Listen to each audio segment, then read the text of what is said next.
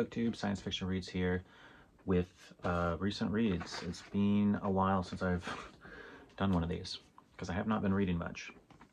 But I think I left off with, I was going to be starting the Best of James Blish, which I've long since read and talked about with Ira from SF Words of Wonder and Richard from Vintage SF. That video was on my channel, and I think it was probably my favorite discussion we've had. This one had a lot of good stories. Wasn't quite what I expected, but really enjoyed the highlight story, which would have been Surface Tension, and I think we had a great discussion. So yeah, that was that my first James Blish? I think that was, yeah, basically my my first James Blish book. I've probably read a couple short stories since then, or before that, but so I'm looking forward to reading more short stories and also some novels by him. Next up, I read a book by a fellow booktuber. This is Solandis by Darrel over at FiOdyssey, who he's got a great channel, and I've been following his channel for years. I don't think he doesn't even necessarily know that, because I don't really comment on many people's videos other than like the people I've kind of become close to, so to speak, or talk to a lot. So I've been following him for a long time, and he asked me if I would give his book a try, so I said sure. And I was quite surprised. Not that it was good, but that it was so good in so many ways.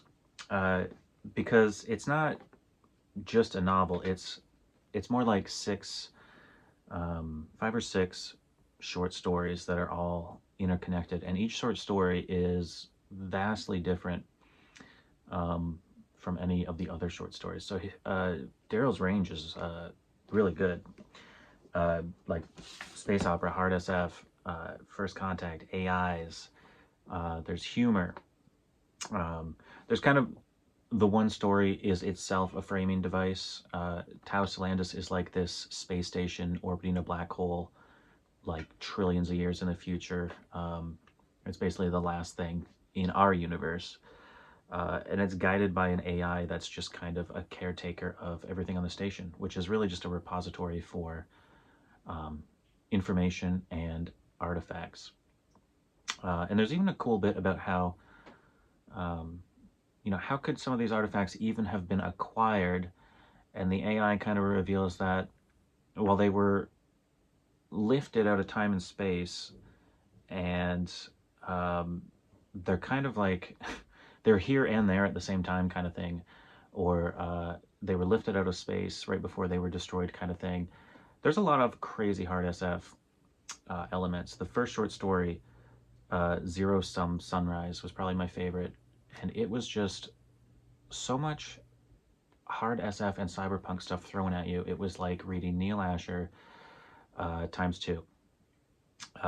It involved just hints of this amazing galactic civilization, multiple human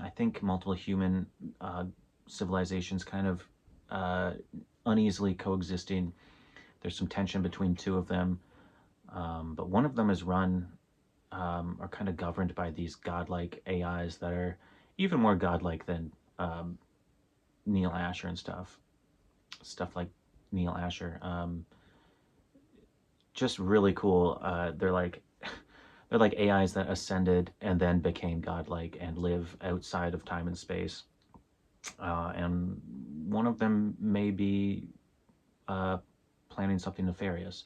And this one little human character has kind of caught on or cut the trail of this and is investigating it. But by the time we get to hear his story, he's already been apprehended by the opposing human nation that he's technically against, or his nation is against. He's kind of a free agent, but he's been caught, and he's revealing details of this thing he's caught onto to his captor, who is like an interrogator, and he may sway her decisions and loyalties by the end of that story. And that story, my favorite out of the 5 or 6, I would love to hear more about that universe. It was really, really good. Kind of pinning these stories together, not that you can tell until near the end that these stories are connected, is this mysterious figure called the Wanderer. He kind of ties all the stories together by the end. All we know until near the end of the book is that the AI on this station at the end of time is waiting for a visit from this Wanderer, whether the Wanderer knows it or not. And yeah, the book was really good. The only downside, and this is only a subjective thing, is that some of the reasons and motivations guiding the Wanderer character, that character's backstory hit a little too close to home for me.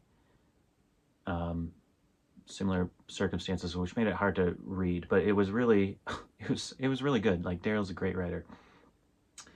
And I don't know, do I want to mention any of the other stories? Like, another story takes place in what I really hope is not our near future, but it so easily could be, with, you know, everybody's got tech in their head, and basically it's like your cell phone in your head sort of thing. I love that stuff, but this is a little more near future and believable, where people kind of just use filters to change their reality, to make everything look a little brighter, a little happier. So nobody's really seen everything necessarily as it is. You can even, you know, if you don't like somebody but you work with them or you live with them, you can kind of just make it seem as though they're more to your tastes. And then enter into this world, you know, viruses and hacking, and if we're all living in our own little reality, and then that becomes susceptible to, you know, playing around with it, scary things can happen. And that one seemed like it could be believable. So this was good. You can see my crazy annotating, mostly because I'm just sleep deprived and can't remember stuff. But I also wanted to, as I went along, try and tie things together and see if the things were connecting. But it was really good. And there was humor there too. The AI and its feline companion at the end of time. Yeah, he can write hard SF just as good as he can write humor. I really enjoyed this, and I'm curious to read more of Darrel's stuff. So I might get around eventually to checking out some of his other books, because he's got at least 3 at this point. So that is what, a 2025 release? By the time this video goes up, I think Darrel's book will have been out for 2 or 3 days now. So that's a book from 2025. The next book I read was M.P. Shiel's The Purple Cloud. I believe this is from 1903.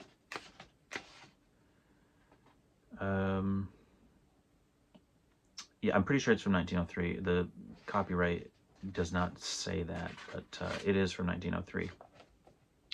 And this one also blew me away. But this, I think, is going to be one of my favorites. One of my favorite books. It's a Last Man novel about an expedition to the North Pole. And, you know, at the time of this being written, nobody made it to the North Pole for another like 40 years or something. 30 or 40 years. So the North Pole was still a big mystery when this was written. And I have notes here, but of course I didn't write down the main character's name. But anyway, the main character is a doctor who, he's not necessarily an aristocrat, but he's kind of in those circles. His girlfriend or fiance is definitely an aristocrat. And the big deal about this expedition to the North Pole is several have already been attempted in the previous years, and they've all failed.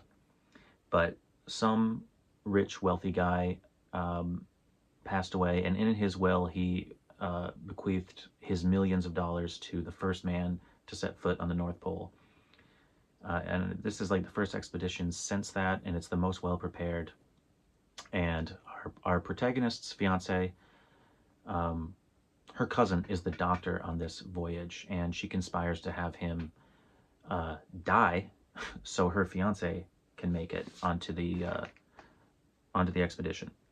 Yeah, so our protagonist's name is Adam Jeffson, and he actually has a bit of a secret he's kept to himself his whole life, which is he hears voices, or thinks he does, and he refers to them as white and black, because one is often encouraging good things and the other is encouraging um, more poorer choices. And just before he leaves for the expedition, he sees this priest preaching on the streets about the evils of mankind reaching the North Pole, and that no good will come of it, and it could be the end of mankind. And this does not sit well with him, because the priest is actually referring to the powers of light and dark, white and black, which he kind of, you know, attributes that to kind of a dark omen, considering that's what he calls the voices in his head.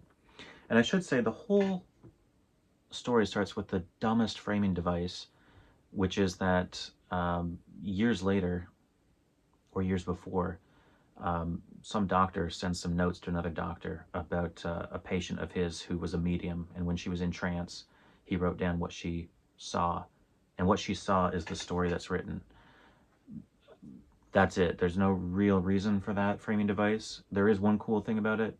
MP Shiel wrote at least 2 other books that start with the same medium's visions being written down, and then the book is her visions. So I do like that idea of having 3 books start, and they're all visions from this woman. But you could totally get rid of the framing device. It's pointless. So the expedition begins, and you know, like a third of the book is just the hardships of living in the Arctic, traveling the ice, the cold, the despair, men slowly dying from the cold, or polar bear attacks, or from one another in accidents. And sure enough, by the end, we're down to 3, the captain, Adam Jeffson, and this other guy. And they're almost at the pole when more disaster strikes. The ice is breaking up around them. You know, and these 2 voices in his head are encouraging him, like, go to the pole, don't go to the pole. He goes for it.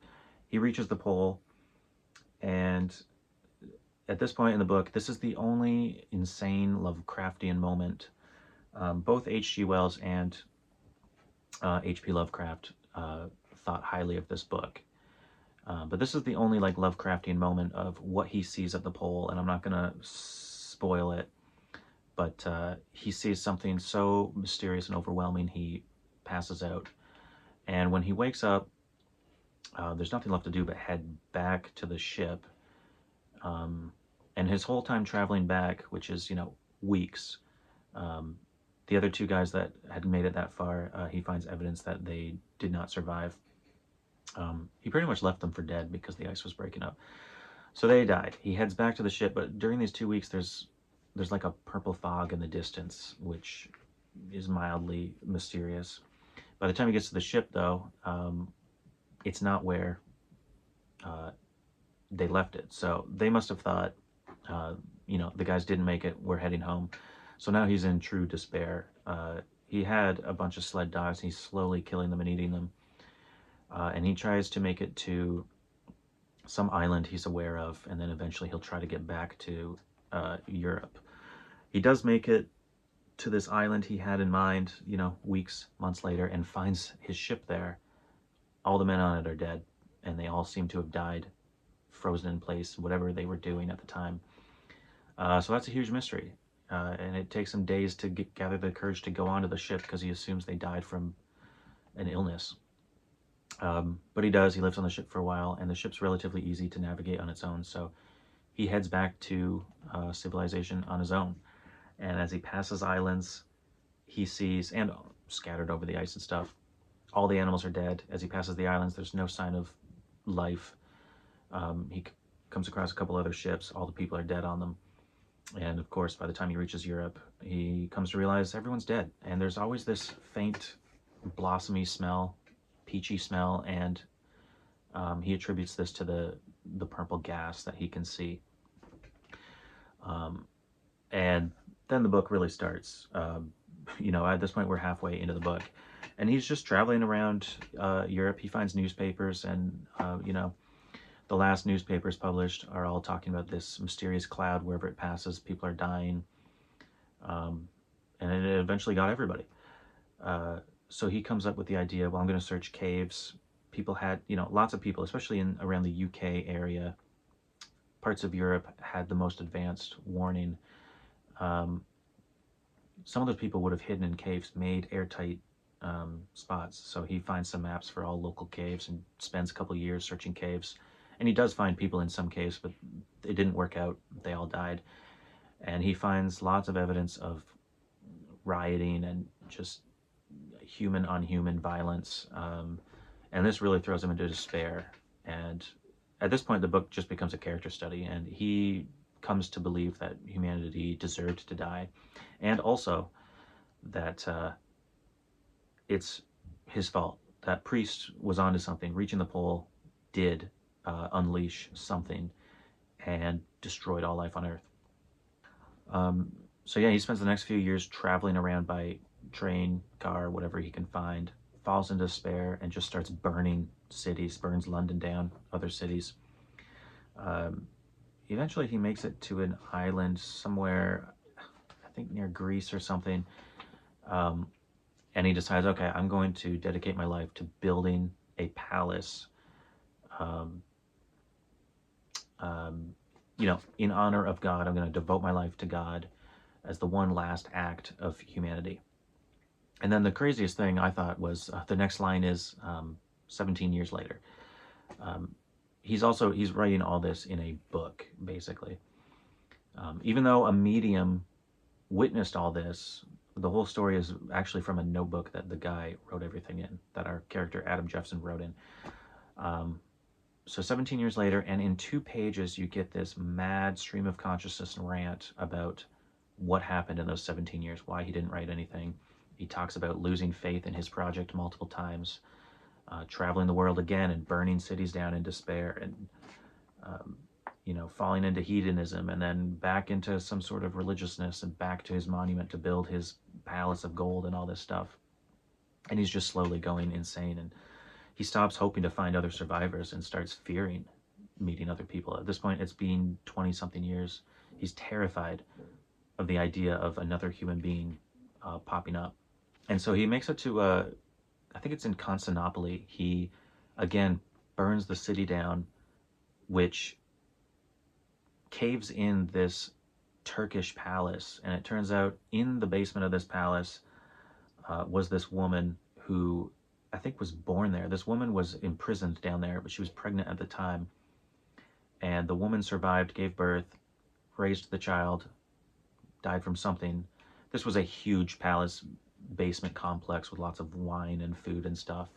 So this woman survived down there, but with no language or anything. And his burning down of this city releases her. And so now we have an Adam and his Eve. And he wants nothing to do with her because he's convinced mankind deserves to die. He's terrified of repopulating the world. He does not want to be responsible for bringing about mankind again. But she just follows him everywhere. Eventually he teaches her language, slowly falls in love with her, but will not commit to a relationship with her. And it's kind of an on and off again thing. The rest of the book is them traveling around. They never do find anybody else, and it's just this internal struggle. Do I succumb to my feelings and, try to repopulate the earth kind of thing? It's really dark. The character, she's not called Eve. I can't remember what he calls her, but she becomes obsessed with the Bible after learning to read, and just decides that humanity had become spoiled, and yeah, they deserve to die, but we have the chance to shape a new humanity.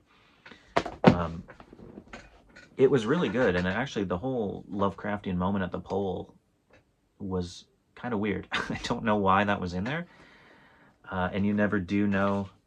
I mean, yeah, likely his reaching the pole set off the cloud that killed everyone, but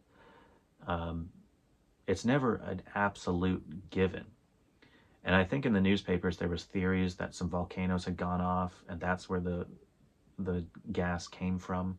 So he does try to make it scientific, that whether or not it's because the guy reached the pole, these volcanoes all over the world went off, or at least some went off, and this certain type of gas was released and killed everybody. And it was just a really moody, thoughtful book, and written in 1903 with you know, that English that's at times a little hard to read, but also very purple prose. It was just really well written, and I really enjoyed it. The characters' descent into madness and then kind of coming back, and his ultimate decision of what to do with his life and what to do with the responsibility of humanity was it was really good. I want to read more MP Shiel desperately, and I do have this book, The Lord of the Sea, which I believe is one of the other two books that starts with this guy sending some letters to another guy saying, hey, check out the crazy stuff this medium said. I think it's this. Maybe it's not. Maybe it's two other books. But yeah, I'm very curious. MP Shiel's a interesting character. There's a note in here about his father, an Irish trader claiming descent from the ancient kings, annexed the tiny island of Redonda near Antigua and named his son, MP Shiel, the future king. So that means this is the only book I've written, or the only book I've read that was written by a king. And if you go on Wikipedia, you can see how this nation has been passed down. MP Shiel, I think, passed it on to a poet. I forget who the poet passed it on to, but it's pretty neat to see how it's been passed down. But yeah, this just seems like a really interesting author. So I'm Purple Cloud was written in 1901. And I'm looking forward to reading so much more. There's probably more I wanted to say, but at this point it's been like 3 or 4 weeks since I read that. So, but the Purple Cloud be probably the best thing I've read in quite a while. It just really clicked with me. Again, dark, despairing, post-apocalyptic books really speak to me. Next, I read The Best of Robert Bloch, which I'll be talking about on Ira's channel with Richard, and that'll be the last video I'm in for, I have no idea how long. This will be the last video I post for months at the very least. And this was an interesting read because we're reading the best of in the classic science fiction by Darrel, Ballantine, and Robert Bloch was primarily a horror author, so most of these stories are horror, which was interesting. I won't go into it because we'll talk about it on the Richard or Ira's channel. Where am I here? Next up, and then I'm still, well, I'll go to this. I don't think I'm even halfway, just barely, close to halfway through Patricia Anthony's short story collection, Eating Memories. I think I've only read one short story in here lately because they're all just so sad and depressing, but they're very well written. First contact stories and just, you know, personal stories about individual characters, but usually with some sort of science fiction setting or theme. But they're too emotional. If you're not in the right headspace, it's not an easy read. And I'm just past halfway. Possibly, if I do a marathon session, I'll finish this today. This is Stanley G. Weinbaum's The Black Flame, which was published posthumously because he passed away at age 33 in the 30s. I can't remember what year that he died, but this is actually like a short story and a novelette. Dawn of Flame was published in 36 or 39, I guess 39 in Thrilling Wonder Stories, with the permission of Margaret Weinbaum, which I believe was his wife, but could have been his sister. I can't remember. And then The Black Flame was also published in 39, but it was in Startling Stories. So I have them both here. And I read Dawn of Flame yesterday, which is about, again, it's a post-apocalypse story, 300 years after our society crashes. But it crashed in like the 1800s. And then it's 300 years later. And we follow the character of Hull Tarvish, which is a guy from the from Ozarky, which is actually the Ozarks. Everything's changed a little bit, all the names of places. He's like a mountain man who decides to travel the world, and his timing is terrible because there's currently an emperor kind of taking over the world with his half-sister. So into the world comes Hull Tarvish or Tavish, and he gets mixed up with these immortals.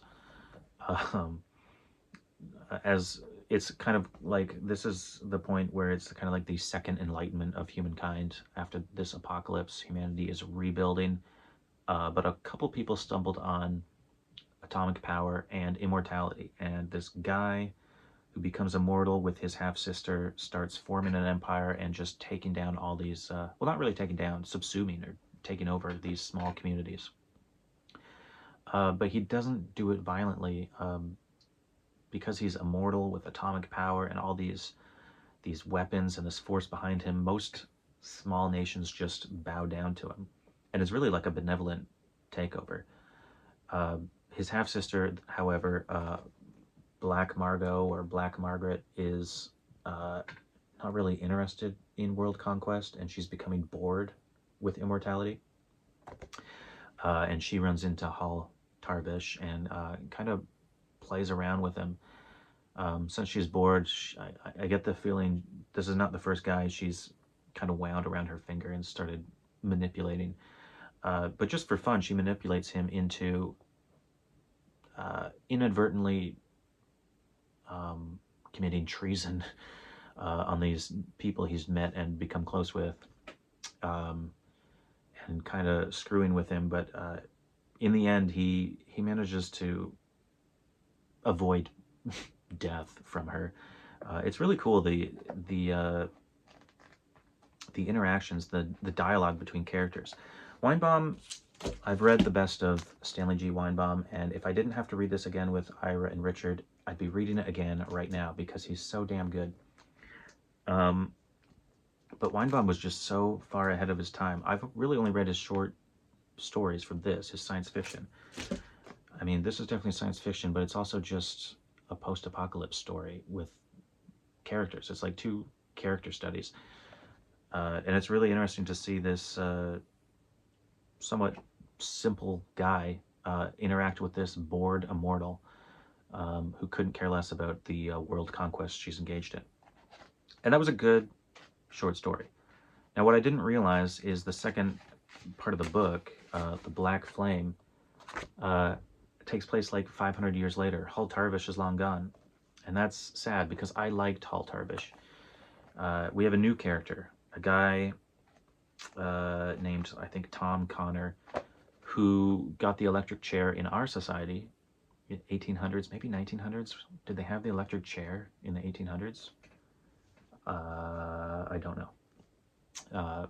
But he says something that makes me think he was born and lived in the 1800s. But anyway, he got the electric chair for accidentally murdering someone and then wakes up in the future. 500 years after Hull Tarvish, and he's trying to find his way around this world. At this point, Black Margot and her brother really have taken over most of the world, at least this half of the planet, and they've been to the moon, and our character is coming to grips with how he managed to survive buried underground, presumably dead for 500 years. And as he's learning this world around him, we're learning through him what the world has become. And it's still ruled by these few immortals who mostly rule benignly, but there is still a group that opposes them. And Tom Connor is obviously going to play a major role, as he's a guy from the past with knowledge of the past. I assume something like that's going to take place. Really good. I feel like I'm really drawing out these descriptions, but this will be my last video for a while, so making the best of it. So I'm really enjoying Stanley Weinbaum. Like I said, I would read this next if I could, but I'll save that for when I read it with the guys. The only other Weinbaum I have, because I mean his stuff is so hard to find, is The New Adam, which had less favorable reviews than The Black Flame. But I imagine This will be one of the books I take with me to Toronto, maybe. I'm going to be in Toronto for several months, hopefully, and I'm just going to bring a handful of books. I don't know if I'll be in the mood for reading, but I think I'll take this with me. These were both published by Avon in the early 70s. So I would love to find more Weinbaum. I know he had several short stories that take place in like an interconnected solar system, kind of like Edmund Hamilton did a few of those, I think. Lee Brackett did tons of them. I really like early science fiction authors from like the 30s and 40s who are writing stories that are interconnected. I always like that. And Weinbaum has a couple, even featuring the same character who kind of goes to different planets and gets into these mysteries. It's very like Hal Clement-ish. I also read, thanks to Ira's recent review of some Vonda and McIntyre short stories, I read her short story Wings, which he enjoyed and I enjoyed it too. And then he described a story called Aztecs, which sounded good. I don't have much McIntyre, but I do have the novel, which was expanded from Aztecs, which is Superliminal. So I might read that. It sounds interesting.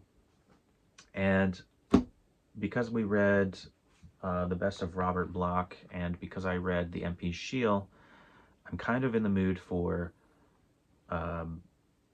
checking out Edgar Allan Poe. I've never read any Poe, and this is the only book I have. I think it's 5 short stories. I will say, having read Robert Bloch's horror stories, I'm really not into horror, not my thing at all. But I do enjoy detective stories, and this has a few horror-ish detective stories. So, and because I love like Clark, and I've read some H.P. Lovecraft, like this is an older author I need to get around to reading. And I think we'll be talking about Edgar Allan Poe when we talk about the Best of Robert Bloch. Something else I might get, well, I'm definitely going to get around to reading this sometime in the near future. This is another book sent to me by a booktuber. This was sent to me by Eric at Gamey Builds, and it's his first published novel, The Children of Aegis. And I do get offers to receive and review books all the time, and I don't have the time.